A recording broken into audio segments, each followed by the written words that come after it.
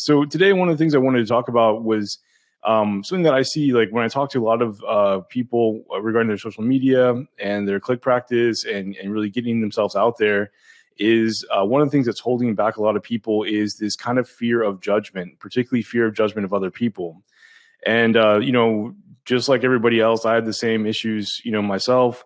And basically, I had a lot of fear of judgment of other people. And, we were always kind of trained in school and these kind of things to be mindful of how other people perceive us.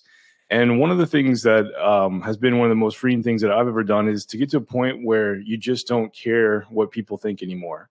And it may kind of sound bad, but it's really a critical skill to have because so often people are walking around and, they're worried about what someone might say about them. They're afraid to maybe make a video and post it on the internet because they're afraid that somebody will, comment to them negatively or say something bad or whatever, right? Um, One of the things that I kind of learned from one of my mentors was just whenever you are afraid of someone judging you, instead of fighting against it, instead of pushing against it, instead what you do is you just admit it, even if it's not true. So if someone says, "Hey, you're a horrible husband," yeah, so that's it, and it's over. And you can actually see this in work. Like if you ever see this, like imagine, I don't know if you guys remember the whole Tiger Woods scandal where he was caught, I think, like having an affair with like a whole bunch of women and all this kind of stuff. If Tiger Woods would have said, "You caught me, I had an affair with all these people, but basically I'm still the best golfer in the world," yeah, so, and move on. And the thing is that so many times we're held back in our a chance to accomplish things by these voices, and they're not even voices from people that are real. They're just theoretical things that people could be saying. And the reality is that if you can get to a point where you just say, "Yeah, so," that a lot of that just goes away. Hey, you made a video that really sucked. Yeah, so what's your point? At least I did something. Like you want to get to a point where you don't worry about those voices anymore. You don't worry about what other people are going to say, because when you get to that point, you're free enough to actually take action and do the things you need to do. Um, One of the things I learned from Ellen today was, she has a saying that she actually put in the video in the inner circle. She said that if you're able to go to Target without your hair made up and wearing like, clothes and, like maybe not looking the best, and you're going to Target and you're okay with doing that, then there's really no reason why you can't do social media. Because one of the things she said is that on social media, if you don't like somebody, you can block them and that's it. In real life, you can't block anybody. But yet, there are people that, probably are in the group that are willing to go to Target with their hair in a bun and maybe not, dressed like in the fanciest way or something like this. And basically they're able to able to do that and accomplish that and not worry about other people's opinion. But then when it comes to social media, they're paralyzed with fear of making a post, or they won't make a post correctly. One of the things that I've come to realize is that no matter what you do, you're going to make mistakes in it. Everything you do, it's possible that you'll make a mistake. You may not do everything right, but you got to be able to have the ability to step out and say, "Yeah, so what's your point?" It's not going to bother you. So one of the things I wanted to talk about is just to make sure that everybody is getting to a point where they don't have the fear of using social media. They don't have the fear of stepping out and basically promoting their business. They don't have the fear of becoming who they need to become in order for them to be successful.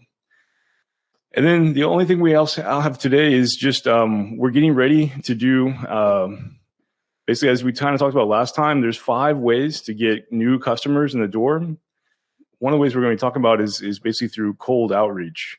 As a fancy word, but basically means the ability to basically bring people into your practice who are essentially you don't know who they are, like you just are first time meeting them, that kind of thing. So here are the 5 ways to get free clients. Just as a review, one is to reactivate connections, you have to to previous customers or people that were thinking about becoming customers, that kind of thing. Following up with those, creating content in social media, performing a outreach campaign, which we're going to talk about next, doing working with referrals, getting people to refer people to you, and then working with partners. And remember, all these 5 ones, we're going to have a system for you in the next 90 days, and we're going to deploy them together. But the first thing we have to do is we have to focus on creating an offer next. So starting tomorrow, we're gonna talk about how to build a really great offer to bring people in, because in order for you to be successful in business, there's two things you have to do every single day. Those two things are: one, you give goodwill, you're helping people out, helping your customers out, helping your community out, providing information to people that need it. And then two, number two, make offers, right? And a lot of people are unfamiliar with how to write an offer that's really good, and let alone, basically approach people with an offer. And the next things that we're going to do for the next few days of challenge is work on getting our offers really strong, because once we have a good offer, you'll see that these 5 methods of getting customers in are all channels, are all ways to get people in. But all of those channels, or all those ways, require a good offer to get somebody to say, wow, I would like to do that. And so once you're able to perform that, once you're able to get a really good offer that's very attractive, it is a major asset for your practice, and it's something that you can use forever. And once you get a winning offer, it is like gold, and it will allow you to sell people left, right, and sideways. And so that's what we'll be doing going forward. So the only to-do list for today is to review, basically review your services and figure out what services that you could potentially offer to a customer. Like, for example, if there's something that you offer, can you offer like facial? Can you offer Botox? Can you offer PRP? Is there anything special about your services? Do you have, write down all the services that you have and all the things that you can do. Maybe you could do a facial if you wanted to. Maybe you can do a chemical peel.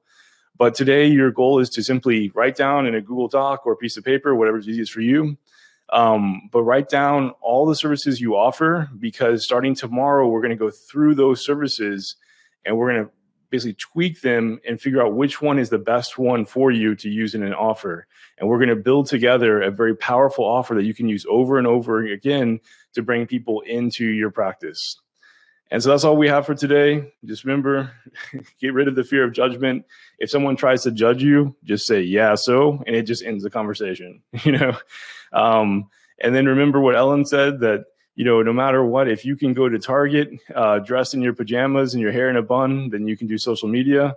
And then number 3, our main goal, our only takeaway, our main homework for today is to write down all the services we offer in some kind of form so that you can review them. And basically, we will use those starting tomorrow to build what's called a killer offer, an offer that if someone hears it, it would be dumb for them not to take it. And that's the kind of offers we like to build, right? Because when you have offers like that, it becomes a lot easier to get people into your practice. And we'll be building those together in the next few days of the challenge. So love you guys. Diamonds always got to shine. Thank you for tuning in this evening, and look forward to talking to you tomorrow.